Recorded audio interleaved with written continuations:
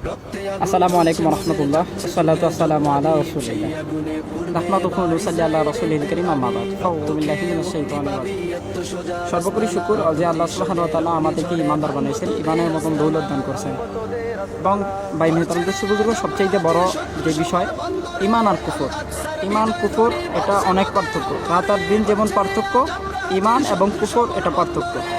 এবং আমাদের এই সমাজের ভিতরে, সমাজের বৃষ্টি কালচার, মুসলমানদের হেয় ও লজ্জা, হায়া ও লজ্জা এই পরিমাণ নিচু মন মানসিকতা হয়ে গেছে যে এখন মুসলমান মন্দিরে যাইতেছে, মন্দিরে যায় উপাসনা করতেছে এবং এটাও বলতেছে যে মন্দিরের কার্যক্রমগুলো অনেক ভালো, মসজিদের কার্যক্রমের আমি বাহত হয়েছি।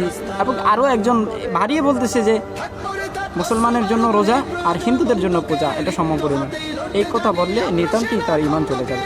এটা ওলামায়ে কিরামের ভালো জানেন, ওনাদের কাছে পরামর্শ করলে ভালো হয়। আর মুসলমান তো কালেমাওয়ালা মুসলমান, আর মুসলমানকে এ কারণেই দামি বলা হয়েছে যে কালেমা গ্রহণ করার কারণে। একটা জিনিস খুবই সেন্সিটিভ একটা বিষয়, যে আপনারা একটা জিনিস দেখেন, হযরতে বেলাল রাদিয়াল্লাহু তাআলা আনহু জন্মগত গোলাম ছিলেন, তার বাবা গোলাম ছিলেন, গোলামের বাচ্চা গোলাম ছিলেন, কিন্তু কালিমা পড়ার কারণে বেলাল রাদিয়াল্লাহু তাআলা আনহুকে আল্লাহ সুবহানাহু ওয়া তাআলা এত বড় এক মাকাম দান করছেন যে বলে দুনিয়াতেই জান্নাতের সার্টিফিকেট দিয়েছেন। এবং আল্লাহ তাআলা দুনিয়াতেই থাকতে তার খরমের আওয়াজ এবং তার বাসস্থান বলছে জান্নাত বানাইছেন। এ কারণে বলে ওই সমাজের ভিতরে সবচেয়ে এই বলে পাওয়ারফুল মানুষ ছিলেন, দামি মানুষ ছিলেন, টাকা পয়সাওয়ালা মানুষ ছিলেন। যদি হচ্ছে কি বলে দাহিয়া সরি এরকম আর কি, যেমন বলা হয় যে এখনও মক্কার সমাজের ভিতরে যার আবু জাহেলের বাড়ি বলা হয়, যেটা ধ্বংসস্তূপে পরিণত, এবং বলা হয় যে ওই বাড়িটা বাথরুম করা হয়েছে, মল ত্যাগ করা মানুষ। আর ওই সমাজের ভিতরেই ছিল এরকম ওনারই মালিক উমাইয়া ইবনে খালদ, টাকাওয়ালা ছিলেন, পয়সাওয়ালা ছিলেন, কিন্তু কালেমা ছিল না। এ কারণে তার দাম ছিল না। এ কারণে ভাই আমাদেরকে কালেমাওয়ালা বানাইছে আল্লাহ তাআলা, কালেমা দান করছেন।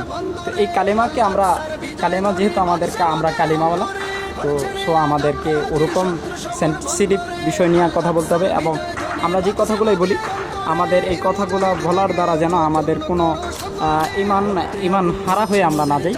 আর সবচেয়ে গুরুত্বপূর্ণ বিষয়, আপনি বলতেছেন যে ধর্ম যার যার উৎসব সবার, এই কথা খুব চলে যখন মন্দিরে পূজা হয়, পূজা অর্চনা হয়, ওই সময় খুব চলে। কিন্তু আপনি যখন কোরবানি করেন ওই সময় এই কথা বলেন না কেন? ওই সময় এই কথা তারা বলে না কেন যে ধর্ম যার যার উৎসব সবার, তারাও কোরবানি করুক? এটা খুব সেন্সিটিভ বিষয়। আপনাকে এই জায়গায় ওনারা বলতেছে ওনার মা, আপনারা ওটাকে জবাই করতেছেন, এই কারণে ওনারা আসতেছে না, এটাকে ওনারা বয়কট করেছে। কিন্তু আপনি একটা জিনিস চিন্তা করেন, যে রব্বে কারিম আপনাকে বানাইছেন, সমস্ত কুলকায়নাতকে বানাইছেন, সমস্ত কুলকায়নাতকে চালাইতেছেন, সেই রব্বে কারিমকে ছোটো করা হয়, ওই জায়গায় শিরিক করা হয়, পূজা অর্চনা করা হয়, উপাসনা করা হয় ওই কি বলে মূর্তিগুলাকে, যাদেরকে নিজ হাতে বানাইছে তাদেরকে পূজা অর্চনা করা হয়। এবং আপনি এই জিনিসটা আপনি বোঝেন, আপনার ঈমান কতটুকু দুর্বল যে আপনি ওই জায়গায় যায়ও বলতেছেন মুসলমানের জন্য রোজা আর হিন্দুদের জন্য পূজা সমপরিমাণ। এটা বলার কারণে তার ঈমান চলে যাবে।